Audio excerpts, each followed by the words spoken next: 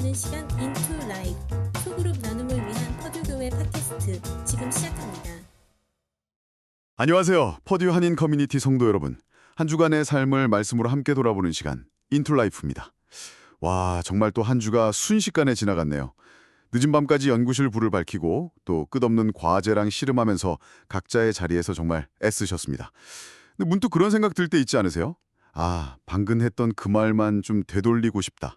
아니면 조금 전에 그 실수만 없었던 일로 만들 수 있다면 우리 삶에도 리셋 버튼이 하나쯤 있었으면 좋겠다는 생각 다들 한 번쯤은 해보셨을 것 같아요. 정말 그렇죠. 특히나 모든 게 다 기록으로 남고 또 평가받는 이곳의 삶에서는 더욱 그런 마음이 간절할 때가 많은 것 같습니다. 이번 주 목사님 설교가 바로 그 지점에서 우리의 마음을 깊이 만져주셨는데요. 핵심 주제는 바로 그리스도의 부활이었습니다. 우리가 부활이라고 하면 보통 2000년 전의 어떤 역사적인 사건이거나 아니면 아주 먼 훗날의 일, 좀 막연한 소망으로 생각하기 쉽잖아요. 네, 맞아요. 약간 나와는 거리가 있는 이야기처럼요. 네. 하지만 말씀은 부활이 바로 오늘, 이 지치고 반복되는 실수와 후회의 순간에 새로운 시작을 가능하게 하는 아주 실제적이고 현재적인 능력이라고 선포하고 있습니다. 현재적인 능력이라는 그 말이 마음에 계속 맴돌더라고요. 과거의 유물이 아니라 지금 바로 내가 쓸 수 있는 힘이라는 거잖아요. 그렇다면 그 부활의 능력이 구체적으로 우리의 어떤 순간에 또 어떤 방식으로 힘이 되어주는지 오늘 함께 차근차근 이야기 나눠보면 정말 좋겠습니다. 그럼 첫 번째 질문으로 바로 시작해 볼까요? 이번 주에 없던 일로 만들고 리셋하고 싶은 순간이 있다면 어떤 때였을까요? 사실 뭐 한 주를 돌아보면 후회되는 순간들이 참 많죠. 밤새 돌렸던 시뮬레이션이 사소한 코딩 실수 하나 때문에 전부 다 잘못된 결과로 나왔을 때 그 허탈함 같은 거요. 혹은 가까운 룸메이트에게 피곤하다는 핑계로 무심코 툭 던진 말이 계속 마음에 걸릴 때도 있고요. 아, 그때 조금 더 친절하게 말할 걸 하고 계속 곱씹게 되잖아요. 이런 다시 하고 싶다는 마음, 이 리셋에 대한 갈망은 단순히 실수를 만회하고 싶은 걸 넘어서는 것 같아요. 네, 맞습니다. 그 마음의 가장 깊은 곳을 들여다보면요. 단순히 상황을 바꾸고 싶은 것을 넘어서 근본적으로 새로운 시작에 대한 우리 영혼의 갈망이 담겨 있습니다.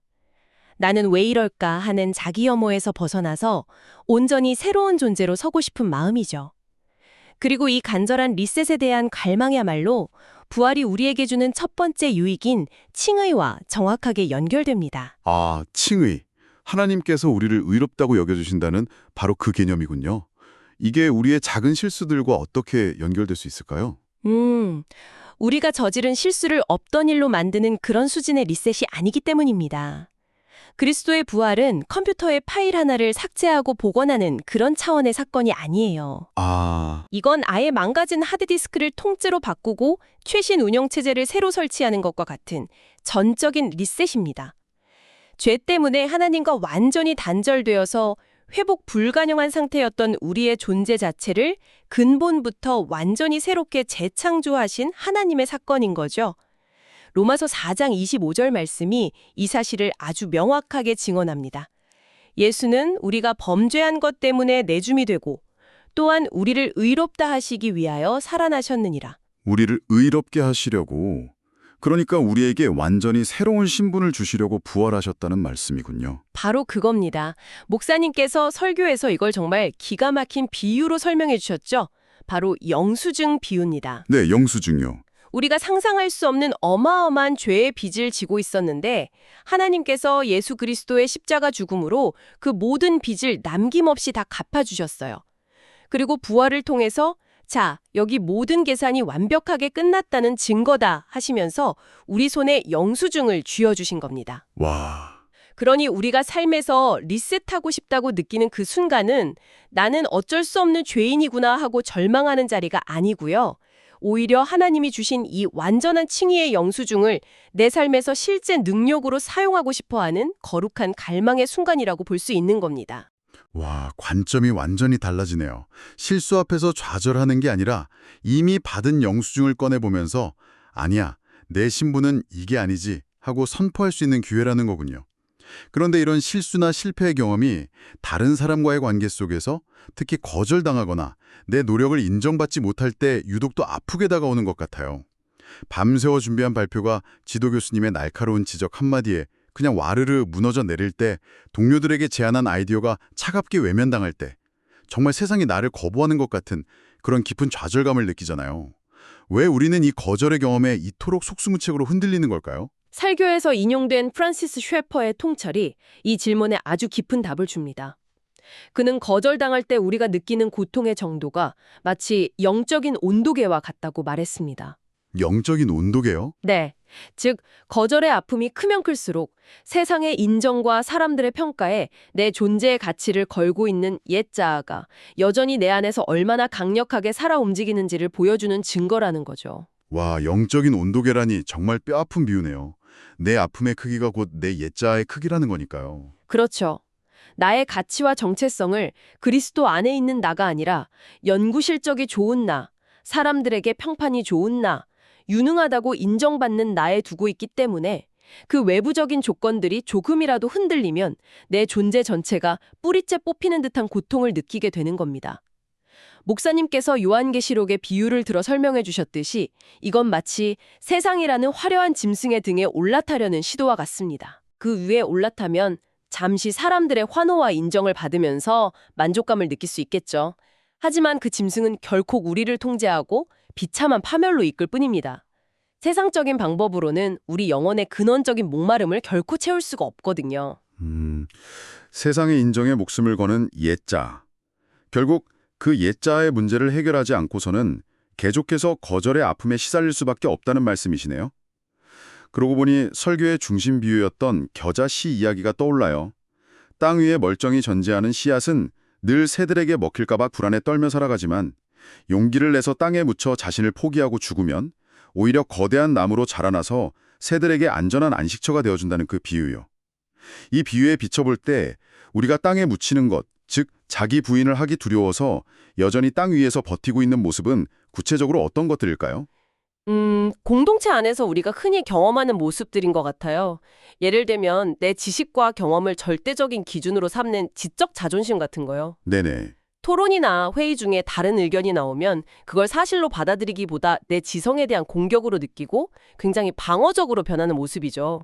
혹은 내 힘으로 완벽하게 세워둔 미래 계획이 조국이라도 틀어지는 것을 견디지 못하는 모습도 마찬가지입니다.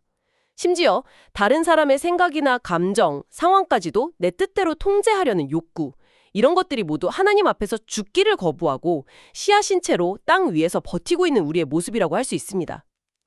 듣고 보니 정말 다 제 모습 같아서 좀 부끄럽네요. 그렇다면 땅에 묻힌다는 것, 즉 자기 부인이란 구체적으로 어떤 행동을 의미하는 걸까요?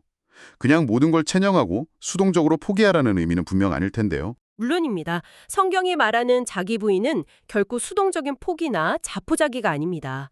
오히려 그 반대죠. 아주 적극적인 순종입니다. 적극적인 순종이요. 네, 내 생각과 하나님의 말씀이 정면으로 충돌하는 바로 그 지점에서 내 똑똑한 머리와 합리적인 계획을 내려놓는 선택을 하는 겁니다. 그리고 나를 나보다 더 잘 아시고 사랑하시는 하나님을 신뢰하면서 그분의 뜻에 나 자신을 의탁하는 능동적인 결단이죠. 그렇게 내 생각과 계획을 십자가에 못 박고 땅에 묻을 때 놀라운 일이 일어납니다. 우리를 수년간 괴롭히던 분노, 우울, 비교의식, 절망감 같은 죄의 독소들이 비로소 빠져나가기 시작합니다. 그리고 그 빈자리에 부활의 새 생명이 하나님의 평강이 채워지는 거죠. 이것이 바로 갈라디아서 2장 20절에 내가 그리스도와 함께 십자가에 못 박혔나니 나는 위대한 고백의 실제적인 의미입니다. 와, 정말 그러네요. 지금까지 나눈 이야기들을 종합해보면 리셋하고 싶은 후회, 거절당했을 때의 아픔, 그리고 자기 부인에 대한 두려움 같은 것들은 모두 표면적인 증상들이고 그 뿌리에는 결국 사람들에게 인정받고 싶은 마음과 내 삶의 모든 상황을 내 힘으로 통제하려는 욕구라는 깊은 죄가 자리 잡고 있다는 거네요. 그렇다면 이 뿌리 깊은 문제를 해결하기 위해 오늘 설교에서 계속 강조된 부활의 능력을 우리 삶에 어떻게 실제적으로 적용할 수 있을까요? 바로 그 지점이 오늘 설교의 결론이자 우리가 한 주간 붙들어야 할 가장 중요한 핵심입니다. 로마서 6장 11절 말씀에 그 답이 있습니다.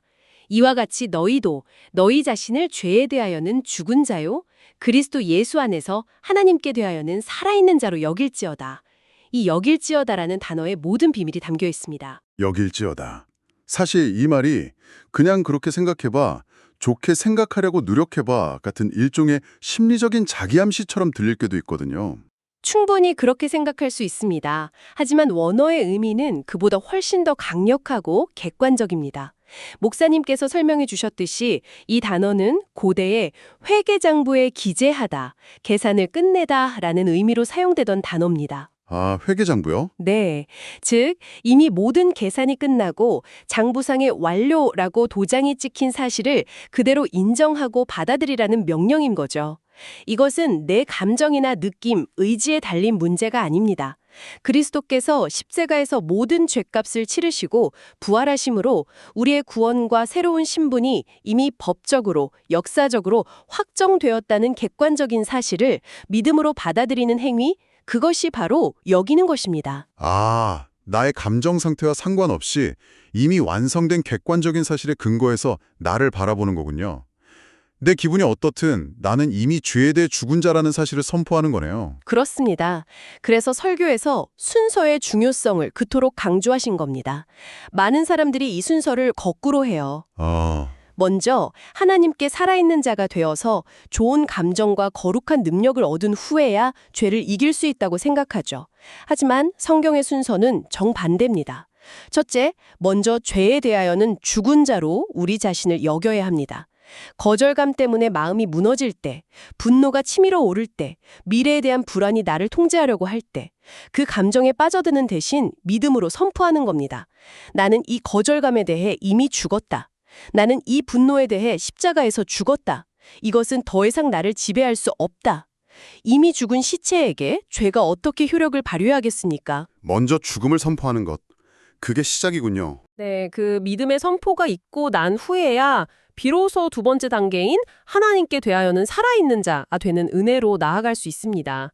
죄의 관세와 지배에서 벗어날 때 비로소 하나님이 주시는 참된 생명과 자유, 평안을 누리게 되는 겁니다. 아, 그렇군요. 이것이 바로 부활이 주는 두 번째 유익, 즉 매일의 삶의 전투에서 죄를 이기고 승리하게 하는 현재적인 능력입니다. 셰퍼가 말한 실제적인 치유가 바로 이것이죠. 네, 고통을 아예 느끼지 못하는 마취 상태가 되는 것이 아닙니다. 거절의 아픔을 여전히 느끼지만 더 이상 그 고통의 노예가 되지 않고 넘어져도 다시 일어서는 힘을 부활의 능력 안에서 얻게 되는 것.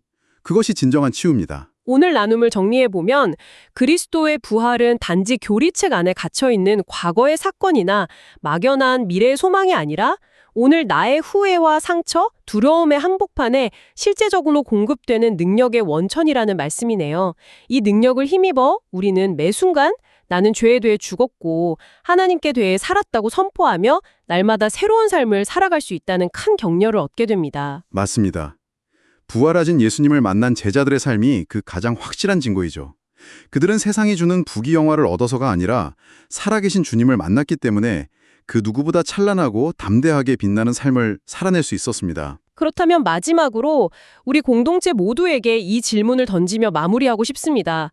부활의 능력이 제자들의 삶을 그토록 극적으로 변화시켰다면 이번 한 주 동안 나의 삶의 자리에서 그 부활의 능력을 살아내고 있음을 보여주는 구체적인 생각의 전환, 이나 행동의 변화 한 가지는 무엇일 수 있을까요? 다음 주에 만나요.